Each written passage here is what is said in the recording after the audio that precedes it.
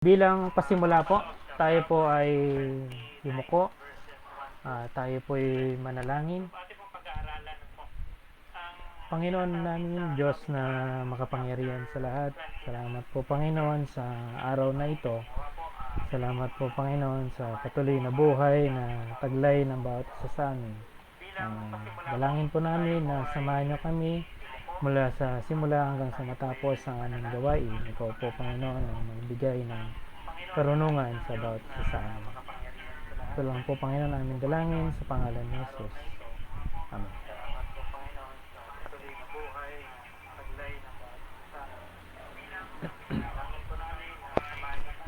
Okay. Sa aklat po ng Kawikaan chapter 29 verse 1. Okay. Sa unang verse, ito po ang sinasabi. Ang taong ayaw magbago ay hindi maliligtas. Ang hindi makinig ng payo ay mapapahamak. Medyo naninibago po ulit ako sa sobrang tagal din ng panahon po. Sa unang verse, ito po ang sabi niya. Dito mababasa natin na mayroong babala. May babala na binabanggit dito. Ang una, sabi po, ang taong ayaw magbago, hindi maliligtas. Unang babala. Pangalawa, ang hindi makinig ng payo ay mapapahamak. Okay. So, sa nangyayari po ba sa atin ngayon, nararanasan natin, madalas ba tayo nakakarinig ng mga pangako ng pagbabago? Na akala natin puro pangako na hindi naman nagkakaroon ng katuparan. Kagaya nga ng sinabi po sa Efeso, kung basahin ang sinabi sa Efeso chapter 4 verses 23 to 24. Ito po, ano ba ang kabutihan na ipinagkakaloob ng kabutihan ng pagbabago po. Kasi sabi dito, ang ayaw magbago hindi maliligtas. Ano ba ang kabutihan nito? Sabi sa aklat ng Efeso chapter 4 verses 23 to 24. Ito po ang sabi, at kayo'y magbago sa espiritu ng inyong pag-iisip, at kayo'y mangagbihis ng bagong pagkatao na ayon sa Diyos ay nilalang sa katuwiran at sa kabanalan ng katotohanan. So, may kabutihan po pala ang pagbabago. Sabi po dito, sa espiritu ng inyong pag-iisip. At kayo'y mga bihis ng bagong pagkatao ayon sa Diyos. Ayon sa Diyos ay nilalang sa katuwiran at sa kabanalan ng katotohanan. So, ito pala ang nais ipagawa sa atin kasi nga sinabi dun sa unang verse, ang ayaw magbago ay hindi maliligtas. So, literal na sinabi, literal na binanggit sa atin ng ating Panginoon, kung ikaw mismo, sa sarili mo, wala kang nais magbago, o mayroon kang di ayaw mong tanggalin, lalo na sa pananampalataya sa ating Panginoon, mayroong karampatang may katumbas ito. Yun nga ang hindi pagkaligtas. Ang sabi pa, kapag hindi nakikinig ng payo, ay maaari kang mapahamak. Pansinin natin po sa ating mga magulang.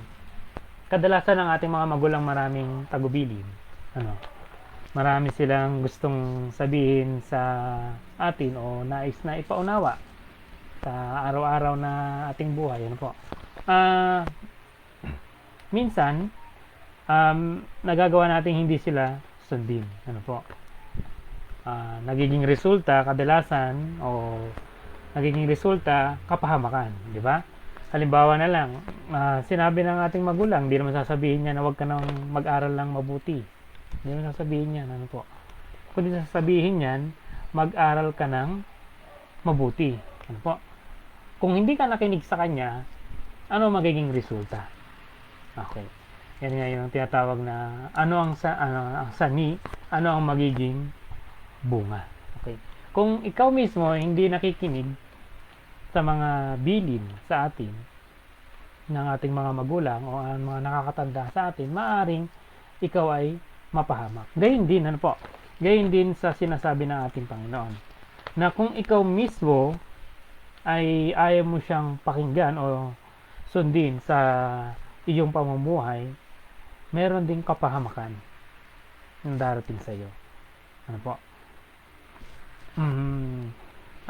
Kaya nga sinabi sa Efeso 4:23 to 24, ano po? At kayo mga bago sa espiritu ng inyong pag-iisip. So, isang magandang verse na binigay sa atin at sinabi pa sa 24, at kayo magbihis ng bagong pagkatao. Okay? Kung nais nating maligtas at hindi mapahamak, magbihis ng bagong pagkatao na ayon sa Diyos ay nilalang sa katuwiran at sa kabanalan ng katotohanan. So mga kapatid, ito po ang sinasabi sa verse 1 ng Kawikaan 29. Ang taong ayaw magbago ay hindi maliligtas, ang hindi makinig ng payo ay mapapahamak. Tingnan naman natin ngayon sa verse 2. Ang sabi sa verse 2, kapag matuwid ang namamahala, bayan ay nagsasaya. Ngunit tumatangis ang bayan kung ang pinuno ay masama. Tunay po, no? Tingnan natin, ano po? Mabuti versus masama. Yan. So, ngayon, sa panahon natin ngayon, usong-usong ngayon. Dahil malapit na yung eleksyon. Yan. Malapit na ang eleksyon. Okay. Iba't ibang mga propaganda na binibigay na ngayon ng bawat tao na nais manungkulan. Ngayon makikita mo doon kung sino ang may matuwid na pamamahala. Makikita natin sa kanilang mga salita, sa kanilang mga gawi. Ano po? Nakikita natin doon kung ano bang intention niya. Okay. Doon sa mga ads niya, makikita natin ang propaganda niya. Ito ba'y makakabuti? Ito ba'y makakasama? Sabi nga po sa Roma 3:22 verses 22 to 26. Basahin po natin. Sa Roma chapter 3 verses 22 to 26. 22 to 26. Ito po ang sabi sa verse 22. Sa makatuwid, bagay ang katuwiran ng Diyos sa pamamagitan ng pananampalataya kay Jesucristo sa lahat ng mga nagsisimpalataya sapagkat walang pagkakaiba. Sapagkat ang lahat ay nangagkasala nga at hindi nangangabot sa kaluwalhatian ng Diyos. Sa verse 24, palibhas ay inaring ganap na walang bayad ang kanilang biyaya.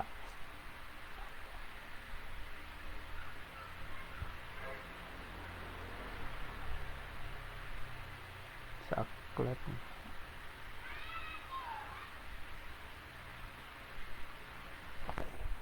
Okay, ulitin ko po.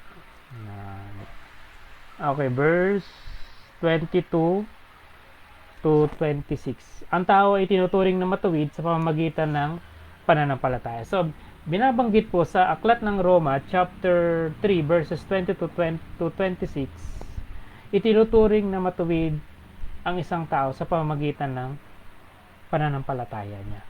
Sa pamamagitan ng connection niya sa ating Panginoon. Ngayon, doon pa lang sa mga nakikita natin ngayon na mga anak ng Diyos, na mga nangangampanya ngayon o mga nais tumakbo, kung siya pala ay isang mananampalataya, masasabi natin na siya isang matuwid. Ano po? Kasi sinabi nga sa Roma chapter 3.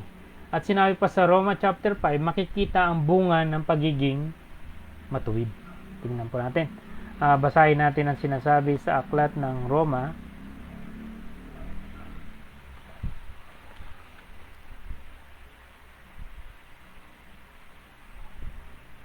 Roma chapter 5, bunga ng pagiging matuwid.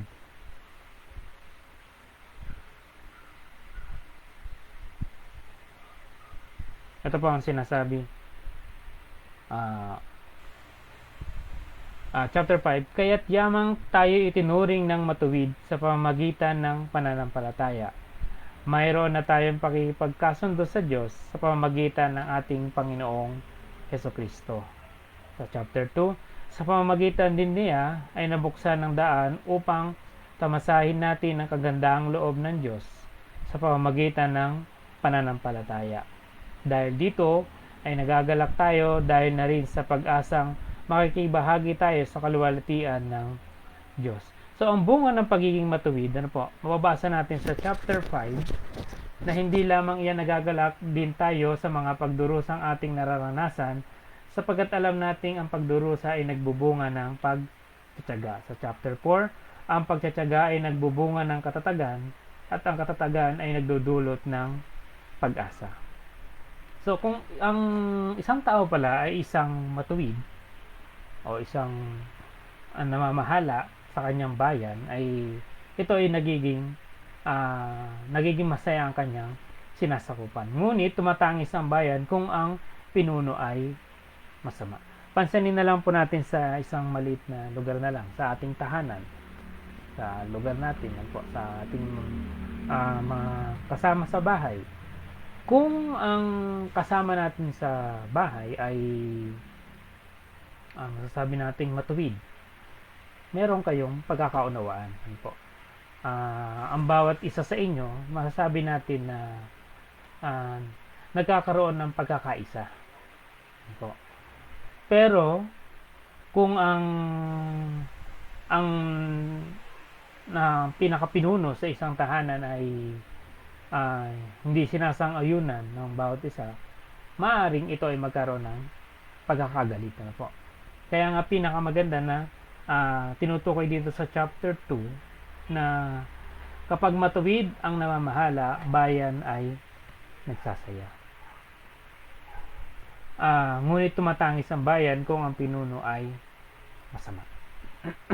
So, yan po ang sinasabi sa chapter, sa verse 2. Ngayon tingnan natin ang verse 3.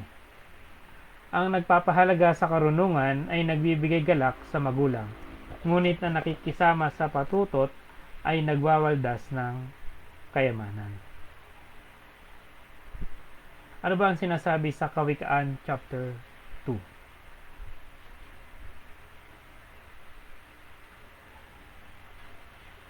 Sabi sa Kawikaan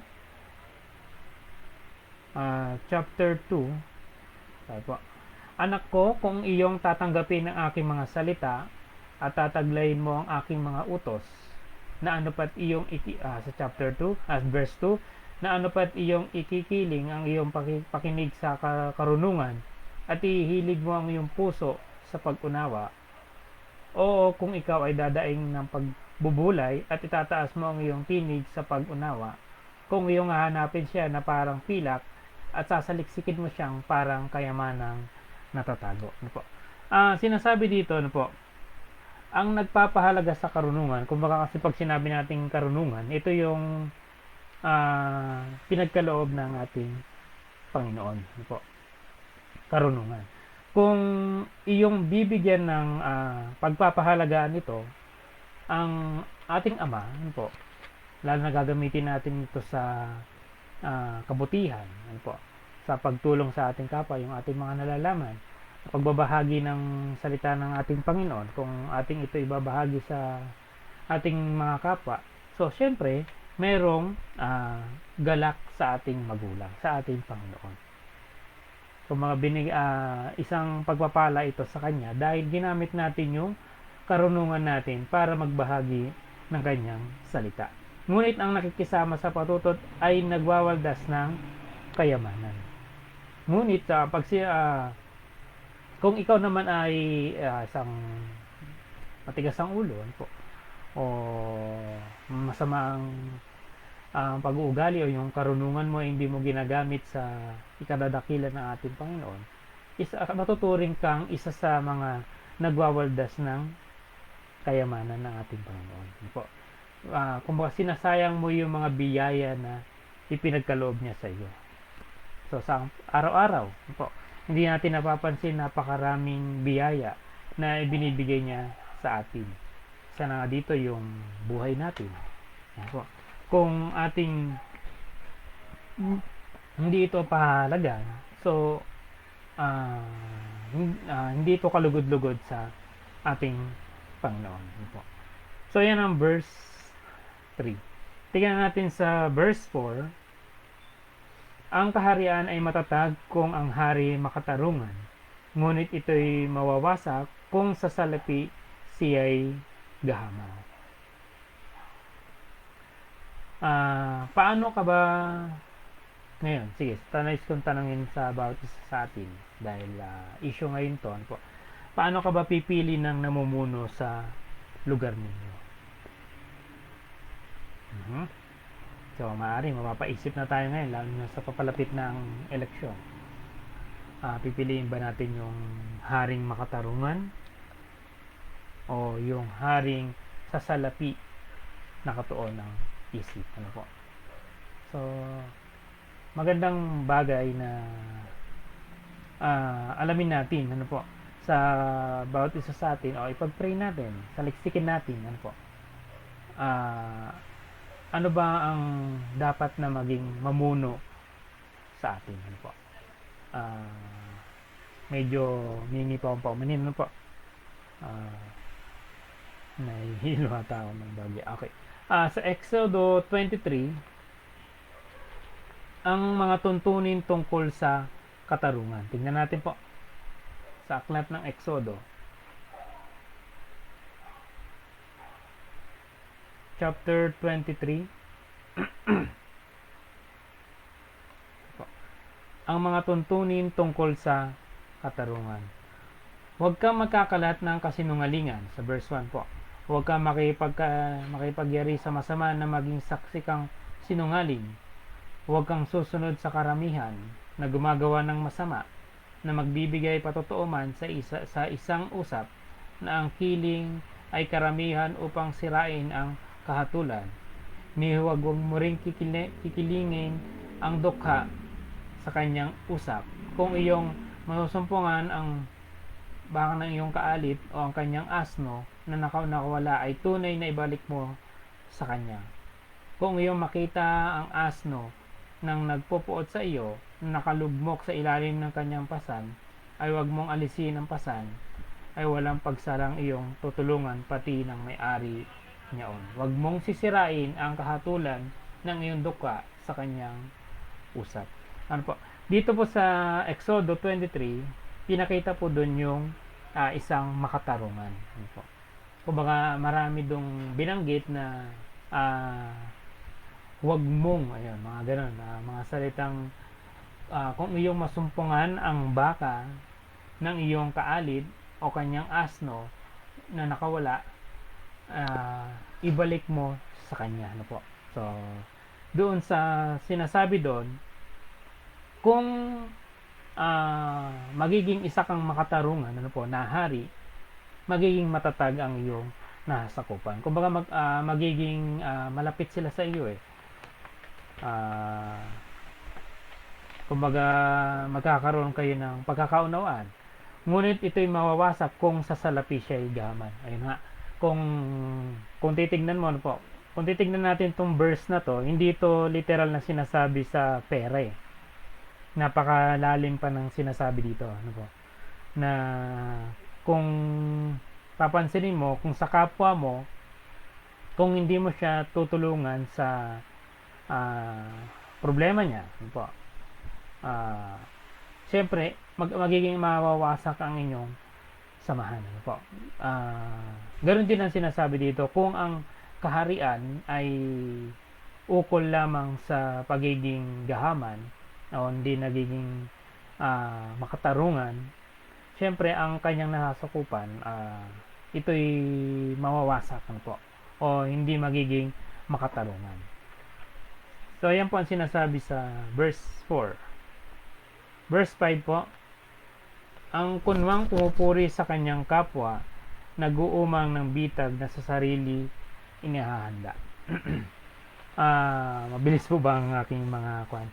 Pagpasensyaan niyo po, mamaya bibiyahe pa po tayo ulit kasi ng Nobeleta, susundo tayo ng manunundo. Ayan, okay, tingnan po natin. Sa kunwang pumupuri sa kanyang kapwa, nag-uumang ng bitag na sa sarili inihahanda. Sabi po sa Ecclesiastico 37:1-6, may dalawang uri ng kaibigan. Basahin natin po.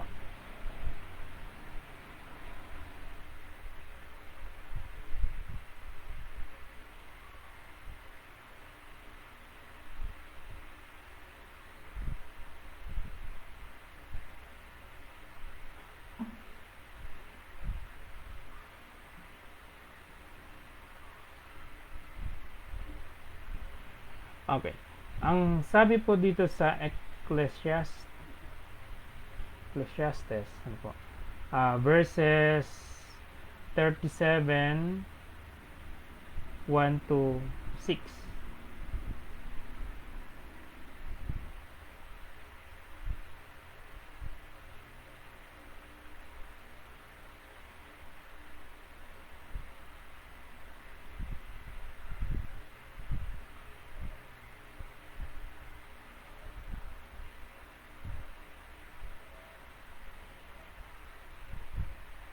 Okay po. May dalawang uri daw ng kaibigan. Sabi po, verse 1, basahin natin. Magkaibigan tayo, sabi ng alinmang kaibigan. Ngunit may mga kaibigang sa pangalan lamang. Verse 2, mapait pa kaysa kamatayan ang kalungkutang daranasin kung ang pinakamatalik mong kaibigan ay maging kaaway. Sa verse 3, o isipang masama, paano kang nakapasok sa daigdig upang ang lupay punuin ng panninindang. Sa verse 4, may kaibigang malapit lamang sa iyo habang ikaw ay sagana, ngunit iiwan ka niya sa panahon ng kagipitan. Sa verse 5, ang tapat na kaibigay handang makipaglaban para sa iyo at magsilbing kalasag mo laban sa kaaway. Sa verse 6, huwag mong kalilimutan ang kaibigang nakipaglaban para sa iyo. Huwag mo siyang itatakwil kapag ikaw ay sumagana. So, dito po sa Ecclesiastico, chapter 37, sinabi dito yung dalawang uri ng kaibigan. Meron doon kaibigan na kilala lamang tayo sa pangalan. Paano po ba yan? Kilala ka lang sa pangalan. Ito si Juan. Tuldok. Ito si Pedro. Yun lang. Tuldok. Po. At meron naman daw kaibigan na sinasabi dito na kilala ka lang kapag ikaw ay sagana. Halimbawa, nakakaluwag ka, kilala ka niya. Kung madami kang kaperahan o marami kang mga ganon, mga bagay na meron sa'yo, kilala ka niya. Yun daw, meron daw kaibigan na ganon. Meron naman daw yung kaibigan na tapat, yung ikaw ay ipaglalaban. Yan. Magiging kasangga mo, kalasag mo. Hindi ka itatakwil kapag hindi ka niya itatakwil yon. Hindi ka niya kakalimutan. Yan daw po. Yan ang dalawang uri ng kaibigan. Ngayon, doon sa verse 5, ang kunwang pumupuri sa kanyang kapwa, nag-uumang ng bitag na sa sarili inihanda. Ikaw ba yung kaibigan na kilala mo lang sila sa pangalan kapag sila ay sagana, o ikaw yung kaibigan po na handa silang ipaglaban o handa silang samahan anumang oras. Ano po? Yan po yung dalawang uri ng kaibigan. Kung tayo po, kung ating iisipin sa bawat isa sa atin, nasaan ba tayo? Ano bang kaibigan tayo? Anong uri tayo kaibigan? Tayo ba yung kunwang pumupuri sa kapwa? Kunwari lang, na pinupuri natin siya. Pero kapag talikod, wala na. Ang sabi doon ng ating Panginoon, ikaw ay nag-uumang ng bitag na sa sarili iniahanda. Yes. Paano po ba yun? Nag-umang pala ako ng bitag na para sa akin yun. Yung kunwari kung pinakisamahan yung kapwa ko, pero pagtalikod niya, hindi ko naman siya, bahala ka dyan, ginaganyan mo naman pala. Pagtalikod niya, inuumang mo pala na, nag-uumang ka pala ng bitag nun na para sa iyo. Para sa sarili natin. Bakit? Kasi may amang nakakakita. Di ba nga sinabi doon, ano man yung ginagawa, gawin mo to ng lihim. Sabi, nawaring hindi ka sa tao naglilingkod, kundi sa Panginoon. Mayroong amang nakakakita. Kung ang gagawin mo ay pakitang tao lang, mayroong katumbas na karampatang parusa yon sa ating Panginoon. Kasi nakikita niya. Hindi man nakita ng kapwa mo, pero ang Panginoon nakita. So nawa po maging tapat tayong kaibigan po. Hindi maging kaibigan kilala lang sa pangalan o kilala lang siya kapag may kailangan ka.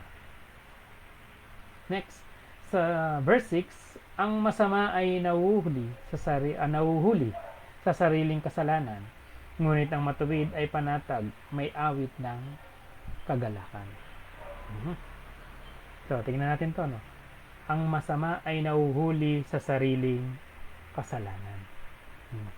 Sa TV, madalas natin napapanood, po? Huli ka na, yan, sasabihin. Huli ka na sa sarili mong salita. Kasi daw po, kung ikaw daw po ay hindi malinis ang puso, nakikita yon po. Nakikita yun ng kapwa natin. Nahuhuli tayo. Nahuhuli yan. Halimbawa, sa school nyo, halimbawa, sa paligid nyo, sa lugar nyo, pag may ginawa kang hindi tama, di ba, syempre, para kang kod dyan, hindi ka panatag. Tapos pag may nagtanong, nauutal-utal kang sumagot, di ba? Naranasan na ng bawat isa siguro yan, yung pag may tinanong, biglang, hindi ko alam pare, hindi ko alam mare. Yan. Pero parang may alam ka, di ba? So, nahuhuli, nahuhuli sa sariling kasalanan. Ngunit, ang matuwid ay panatag, yan. May pag-awit ng kagalakan. So, napakaganda pala, kung ikaw pala ay matuwid, o masasabi natin may meron kang malinis na puso, pag tinanong ka, alam mo isasagot mo. Hindi ka na uutal. Di ba? Kasi alam mo na nagsasabi ka ng katotohanan. Di ba? Yung hindi ka parang nahuhuli, yung parang hindi ka ginigisa sa mantika, sa sarili mong mantika. Okay? Sabi nga sa Mateo 5:8, sabi doon, basahin natin yung sinasabi sa Mateo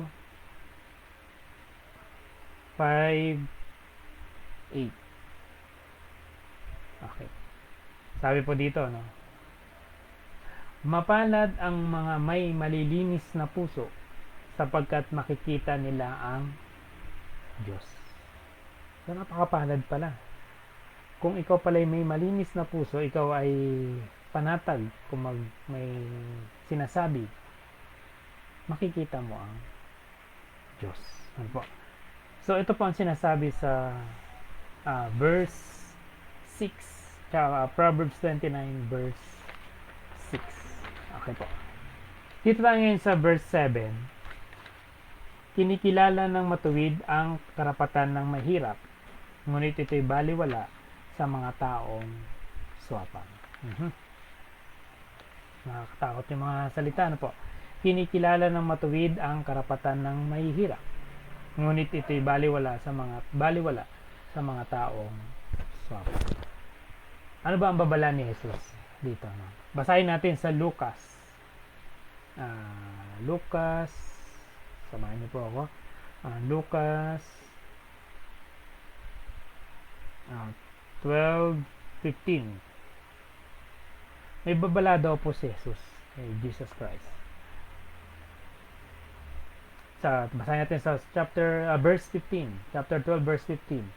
At sinabi niya sa kanila, mga masid kayo at kayo'y mga mag-ingat sa lahat ng kasakiman, sapagkat ang buhay ng tao ay hindi sa kasaganaan ng mga bagay na itinatangkilik niya. So isang babala na sinabi ng ating Panginoon po, mga masid kayo. Ayan. At kayo'y mga ingat sa lahat ng kasakiman. So, isang babala na binigay sa atin na huwag tayong maging swapang dahil sapagkat ang buhay ng tao ay hindi sa kasaganahan ng mga bagay na itinatangkilik niya. So, hindi pala doon sa mga bagay na mayroon tayo. Hindi doon ang buhay ng tao, hindi sa kasaganaan. Ano po? Sabi pa sa Mateo 6:19, tingnan natin. Mateo 6.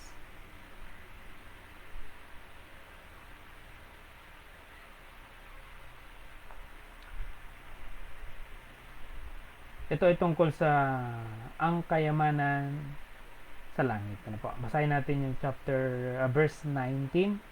Huwag kayong mag-impok ng mga kayamanan dito sa lupa. Dito'y may naninirang insekto at kalawang at may nakakapasok na magnanakaw. So, sinabi sa Mateo 6:19, ang paglilingkod sa Diyos at sa kayamanan. Tungkol sa paglilingkod sa Kanya at sa kayamanan. Sinabi niya doon, huwag kayong mag-impok ng kayamanan dito sa lupa. Kaya nga kung ikaw ay binabaliwala mo yung mga maliliit na tao, matutukoy na pala ikaw na swapang. Ano po? Sabi dito, binabaliwala ang mga taong mahihirap o maliliit, ikaw ay swapang. Paalalahanin natin na sinabi po, si Jesus ay naghirap para sa atin. Sabi sa 2 Korinto verses 8 to 9, wala siyang matuluyan. Sabi pa sa Mateo 8:20. Tingnan natin sa Mateo 8:20.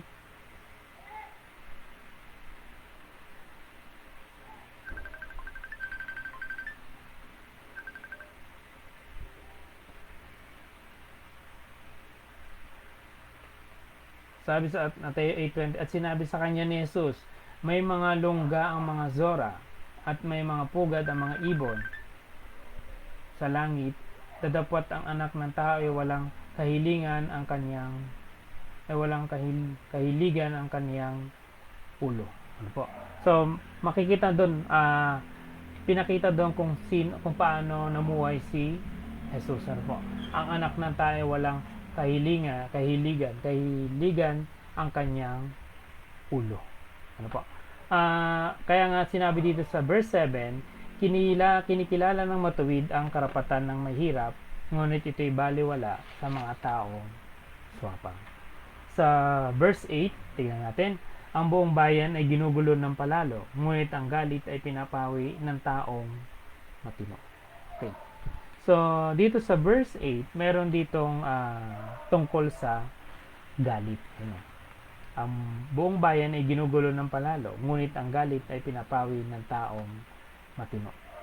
Paano ba magalit ang isang Kristiyano? So, maaaring na pag-aralan nyo na rin po ito, no?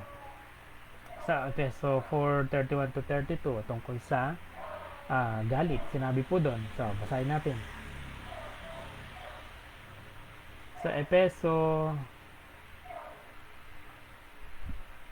4 verses 31 to 32. Sabi dito, alisin na ninyo ang lahat ng sama ng loob, puot at galit. Huwag na kayong mambubulyaw, manlalait at mananakit ng damdamin ng kapwa. Sa halip, maging mabait kayo at maawain. magpatawad kayo sa isa't isa tulad ng pagpapatawad sa inyo ng Diyos dahil kay Kristo. So kung magagalit ka, ano po, iwasan mong magkakasala. Ano po, tungkol sa galit, pwede mong pagalitan, pwede ka naman magalit, basta wag sa sobra. Wag yung pagalitan mo siya sa nagawa niya, hindi yung lalaitin mo siya. O halimbawa, nahulog niya yung plato, nabasag. Pagalitan mo, ba't niyan nahulog yung plato? Pero mo nadudugtungan. Baka sabihin mo, napakahina mo naman kasi. Yan. Sumobra ka na nun. Ano po? Bakit? Dahil nagkaroon ka na ng panlalait. So, nagkakaroon ka na doon ng kasalanan. Okay? So, sabi doon, ang buong bayan ay ginugulo ng palalo, ngunit ang galit ay pinapawi ng taong matino. Sa verse 9, kapag inahabla ng may unawa ang isang taong mangmang, ito'y halakak lang at ililikha ng kaguluhan. So, sabi dito, naalala ko yung sinabi nun ni Pastor Rogie. May sinasabi nun si Pastor Rogie, ano pa? Sabi niya nun sa akin, wag mong ibigay ang salita ng Diyos sa mga halimbawa po, yung mga salasing, ganun daw po, sabi niya, kasi hindi yun makikinig sa iyo. So dito rin, ang sinasabi dito sa verse 9, kapag inihabla ng may unawa ang isang taong mangmang, ito'y halakak lang at ililikha ng kaguluhan. Po. Kagaya ng sinabi sa Kawikaan chapter 12 verses 5 to 6.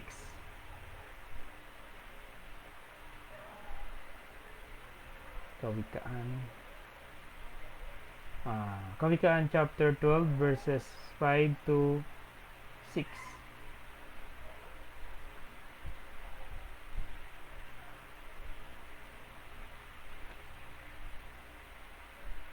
Ito po ang sabi, ang mga pag-iisip ng matuwid ay ganap, ngunit ang mga payo ng masama ay magdaraya. Ang mga salita ng masama ay may bagay sa dugo, ngunit iniligtas sila ng bibig ng matuwid. Ang masama ay inululugmok at nawawala, ngunit ang sambahayan ng matuwid ay tatayo. Ano po? Kaya ang sinasabi dito, kung makikita mo dito yung isang mabuti o matuwid at ang masama. Ano po? Kapag inihabla ang may unawa ang isang taong mangmang, ito'y nahalakak lang at lilika ng kaguluhan. Kumbaga, binibigyan mo ng aral, tapos hindi siya nakinig, tapos pinilit mo pa, ano po, maglilika lang ito ng kaguluhan, lalo na sa mga taong ayaw naman makinig. Ano po, kagaya ng sinasabi nun ni Pastor Rogie, kung sa lasing ba, ibibigay mo ba yung salita ng Diyos? Hindi, kundi puro barahan lang ang mangyayari doon. Ano po, kung mga babarahin ka lang ng babarahin niya, kasi nga wala siya sa hinuhan niya. Kung baka siya ay lasing, ano po, o kung baka wala siya sa kanyang sariling hinuha. Yun din ang sinasabi dito sa verse 9. Sa verse 10, ang mamamatay tao ay namumuhi sa taong tapat, ngunit ang matuwid sa kanya ay nag-iingat. Okay, so dito sa verse 10, tungkol ito naman sa taong tapat, tapos sa isang taong hindi tapat. Di ba kadalasan, sabi nga nila, no, yung magnanakaw galit sa kapwa, magnanakaw, parang ganoon yun, no. Ang masama galit sa mabuti, di ba? Magkalaban, ano po? Ang mabuti, syempre ayaw niya ng masama. So ang mamamatay tao ay namumuhi sa taong tapat, namumuhi, ngunit ang matuwid sa kanya ay nag-iingat. Sa verse 11, kung magalit ang mangmang ay walang pakundangan, ngunit ang matalino'y nagpipigil na ang galit niya mahalata. Okay. So dito sa 11, tingnan natin, ano, ang magalit ang mangmang ay walang pakundangan. So, ang bibigat ng mga salita, no? Kung babasahin natin sa mga salin, po. Totoo, no? Ang masama, o ano ba magandang term doon? Nawala sa landas, ano po?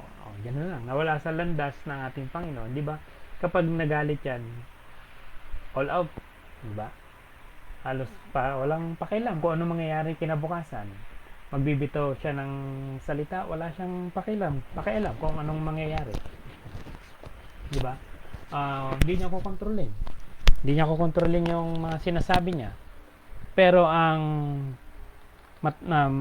matalino'y nagpipigil na ang galit niya ay mahalata. So, matalino ka pala kapag ikaw ay isa sa mga puntong nagpipigil ng mga salita mo.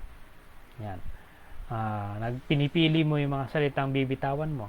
Halimbawa, alam mong ito'y makakasakit sa kapwa mo. Siyempre, aalamin mo muna kung maganda yung bitawan ng salita na to. Ano po? Pero meron palang meron palang sakit na ganun, na merong mga sakit na kung saan akala nila normal lang yung sinasabi nila. Halimbawa, nakita nila yung maaaring napanood nyo yun, panood nyo sa TV, na nakita namin yun sa TV. Istorya ito ng isang bata na meron siyang sakit na akala niya yung sinasabi niya ay normal lang. Yung normal lang nagsasalita lang siya, na hindi niya alam na nakakasakit na pala siya ng damdamin. So, sakit pala po yun, na halimbawa, kasi isang example doon, yung teacher niya. Yung teacher niya, medyo malusog. Yan, malusog. Tapos, nagtuturo sa kanila. Tapos nagsalita yung bata. Sabi ng bata, "Ma'am, kayo din po ba malakas kumain?" Sabi niya. "Siguro ang laki-laki ng bibig nyo." Sabi ganun. "Kasi ang laki-laki ng katawan nyo, kaya kayo lumusog ng ganyan." Sinabi niya ganun. "Kaya siguro walang nanliligaw sa inyo kasi napakalakas ninyong kumain. Dahil natatakot sila na madami silang ipapakain sa inyo." Di ba? Sa sinabi ng bata na yon, di ba nakakasakit? Ano po? Pero sakit pala yun ng bata. May sakit palang ganun. Na akala niya yung sinasabi niya ay normal lang, na hindi siya nakakasakit ng damdamin. So, isa palang halimbawa ito ng karamdaman na akala niya okay yung sinabi niya, pero nakakasakit pala to ng damdamin. Ano po? Kaya nga doon sa sanabi dito, kung magalit ang mangmang, walang pakundangan. Ngunit ang matalino'y nagpipigil na ang galit niya'y mahalata. So, mamaya, ano po, sa mga kasama natin sa bahay, magpigil tayo ng galit. Sabi kasi matalino daw yun ang nagpipigil ng galit. So, pero baka naman sumabog ka, Hindi naman masama na magalit Basta hindi ka lang, siyempre, below the belt. Hindi ka makakasakit ng damdamin. Hindi ka makakagawa ng kasalanan. Sabi naman sa verses 12, 13 to 14, "Kapag nakinig ang hari sa kasinungalingan, lahat ng lingkod niya'y mabubuyo sa kasamaan. Magkapareho sa iisang bagay ang mahirap at maniniil. Si Yahweh ang may bigay ng kanilang paningin.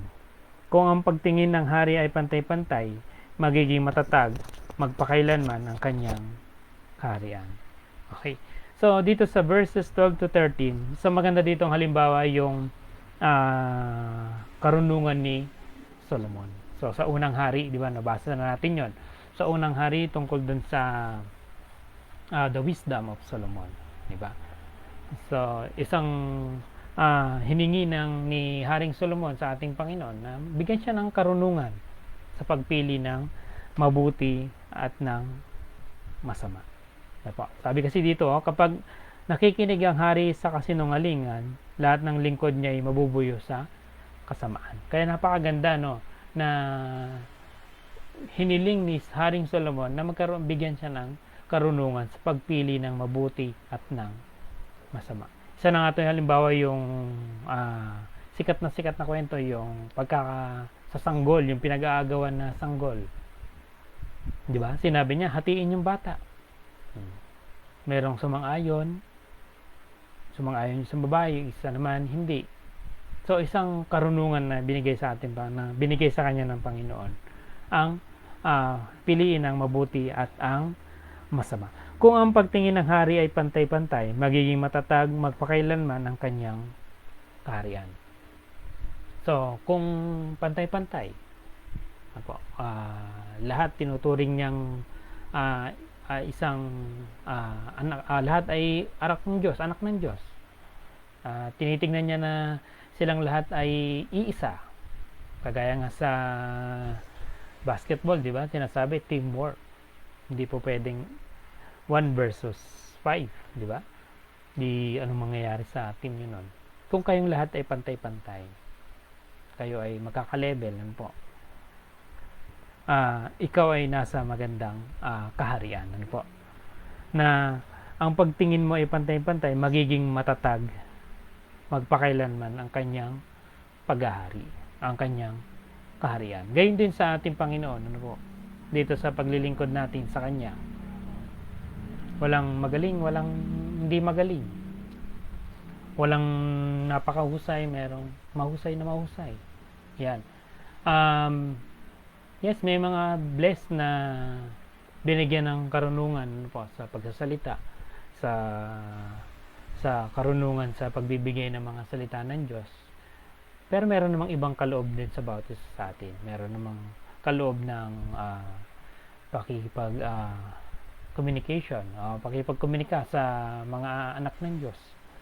Lahat ng yan ay patay-patay kung tignan ng ating Panginoon. Lahat tayo ay kanyang pantay-pantay na titignan.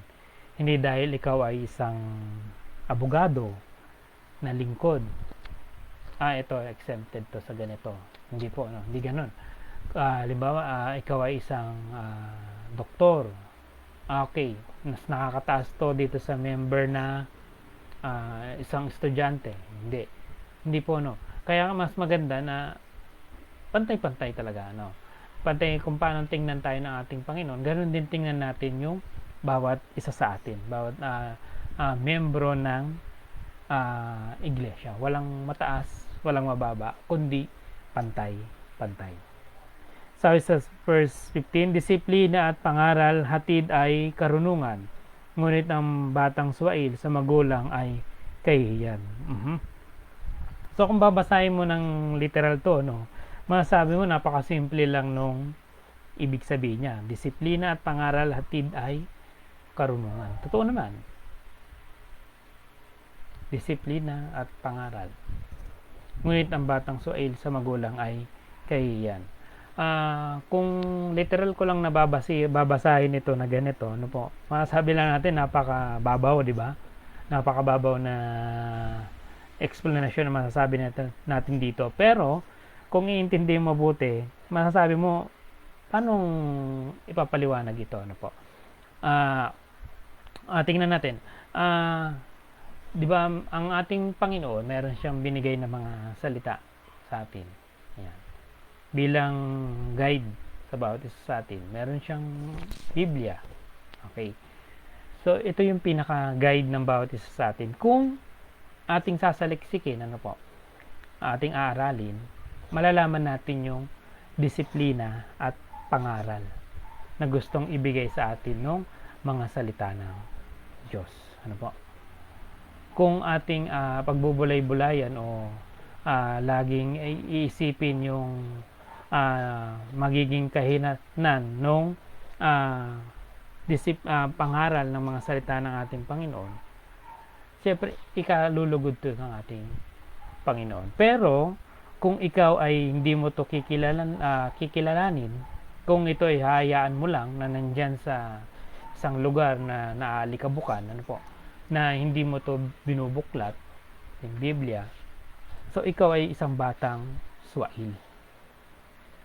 So matuturing kang batang suwail na sa magulang ay kahihiyan. Na kung saan sa ating Panginoon, ikaw ay isang kahihiyan. Ano po?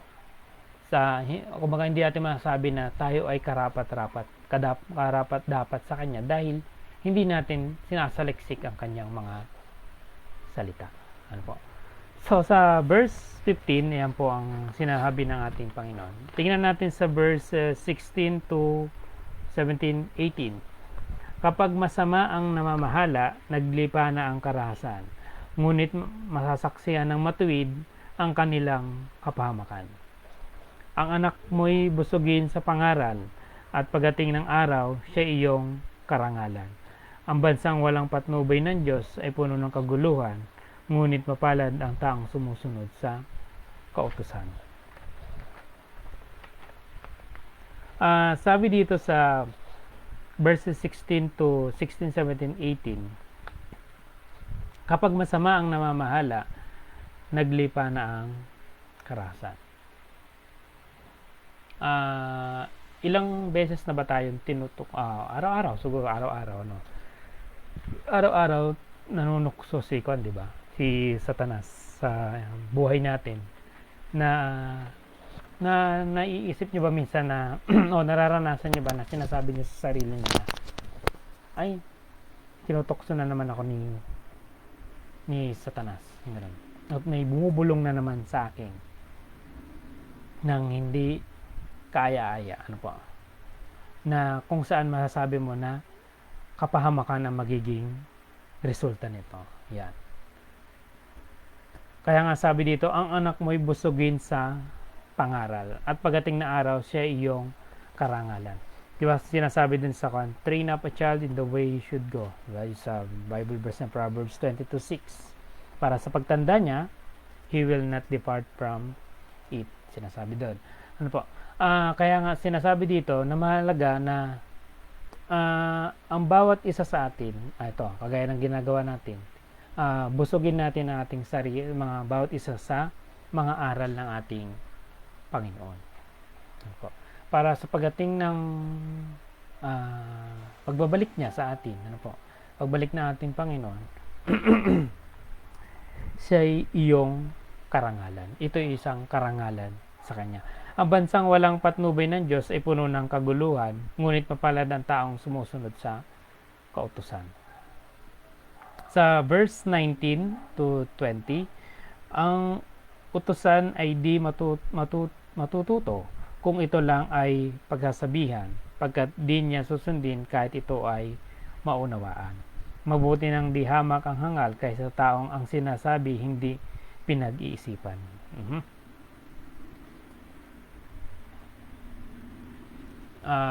Merong kwento nito, no? Yung kwento ng yung inutusan pero hindi pumunta. Tapos yung meron naman yung inutusan pero tapos hindi naman muo siya pero hindi naman siya pumunta. Yun, di ba may kwentong ganito, yung inutusan yung isang bata o lalaki na pumunta sa kabukiran. Ang sabi niya, ayoko. Tapos yung isa naman inutusan, tapos ang sumagot na, sige po, yan. Pero hindi naman pumunta. Ano po? Ang utusan ay di matututo kung ito lang ay pagsasabihan, pagkat di niya susundin kahit ito ay maunawaan. Kung hindi natin pala tuturuan, ano po? Hindi siya matututo o hindi niya ito mauunawaan. Ano po? Mabuti nang di hamak ang hangal kaysa sa taong ang sinasabi hindi pinag-iisipan. So, isa pang verse na sinabi dito sa verse 20. Mabuti nang di hamak ang hangal. Ano po? Sabi po dito. Kaysa taong ang sinasabi hindi pinag-iisipan. Merong mga getong sitwasyon na nararanasan natin yung sa pakikisalamuha natin sa mga kapwa natin. Meron yung mga agad-agad na lang nagsasalita tapos hindi na inisip kung makakasakit ba ito o yung makakabuo ng awayan. Ano po? Kaya pinakamaganda na pag-isipan muna ano ba ang pangaral na ibinigay sa akin bago ko to sabihin. sa kapwa ko. Sa verse 21, kapag ang utusan ay iyong pinalayaw, siya na ang mag-uutos pagdating ng araw. Ang taong magagalitin ay laging napapasok sa gulo, laging nakikipag-away dahil sa init ng ulo. Okay, so sa verse 21, sinasabi pa rin dito yung tungkol sa galit. Ano po? Sa aklat nga ng Epeso, kung paano ba dapat magalit ng isang Kristiyano. Sa verse 23, ang magbabagsak sa tao ay ang kanyang kapalaluan, ngunit ang magpapakumbaba ay magtatamo ng karangalan. So sinabi nga sa Mateo 5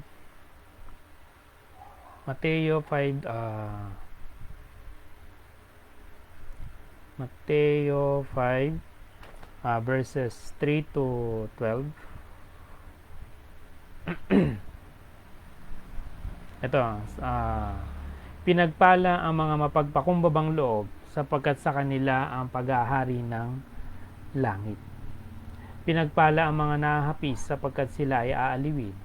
Pinagpala ang mga maaamo sapagkat mamahalin nila ang lupa.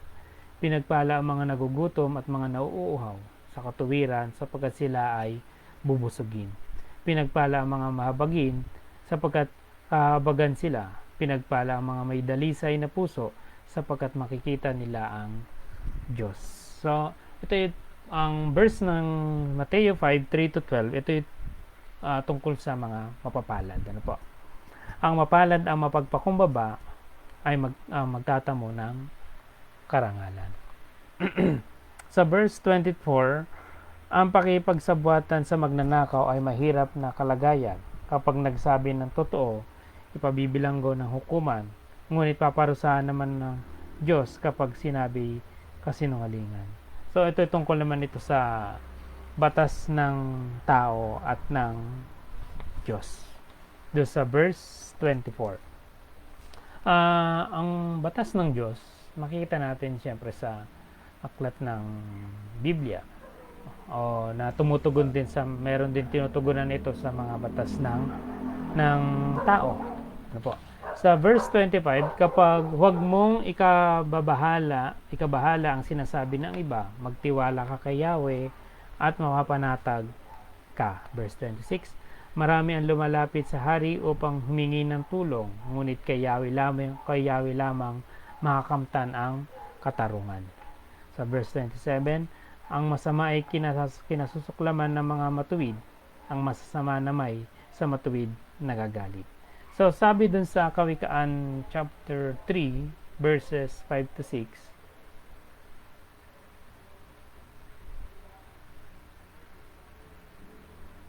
Kawikaan 3, verses 5 to 6, sabi dito, magtiwala ka ng buong puso sa Panginoon at huwag kang mananalig sa iyong sariling karunungan. Alalahanin mo ang Panginoon sa lahat ng iyong ginagawa at ituturo niya sa iyo ang tamang landas. Pagtitiwala, pag-iingat ng Diyos, sabi din sa aklat ng Awit,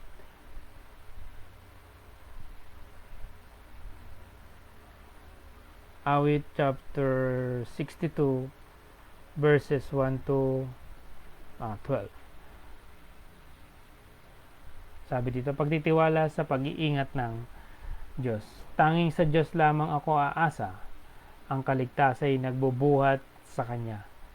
Tanging Siya lamang ang tagapagligtas, tagapagtanggol ko at aking kalasag. Akin ang tagumpay sa lahat ng oras. Hanggang kailan ba ninyo lulupigin ang sinuman na nais ninyong patayin? Tulad ng isang pader, siya'y ibagsak, gaya ng bakod, siya'y mawawasak. Nais lamang ninyong siya ay siraan sa inyong adikaing ibaba ang dangal. Ang magsinungaling inyong kasiyahan, pangungusap ninyo kunway pagpapala, subalit sa puso inyong sinusumpa. Tanging sa Diyos lang ang ako umaasa, ang aking pag-asa ay tanging nasa Kanya. So, dito sa verse 25, 26 to 27, ito ay tungkol sa pagtitiwala sa Diyos. Ano po? Marami ang lumalapit sa hari upang humingi ng tulong, ngunit kay Yahweh lamang makakamtan ang katarungan. Sabi nga din sa 27, ang masama ay kinasuklaman ang mga matutuwid at ang masasama na may sa matuwid nagagalit. So mga kapatid, ito po ang ilang mga salita na ibinigay sa atin sa aklat ng Kawikaan chapter 29 verses 1 to 27.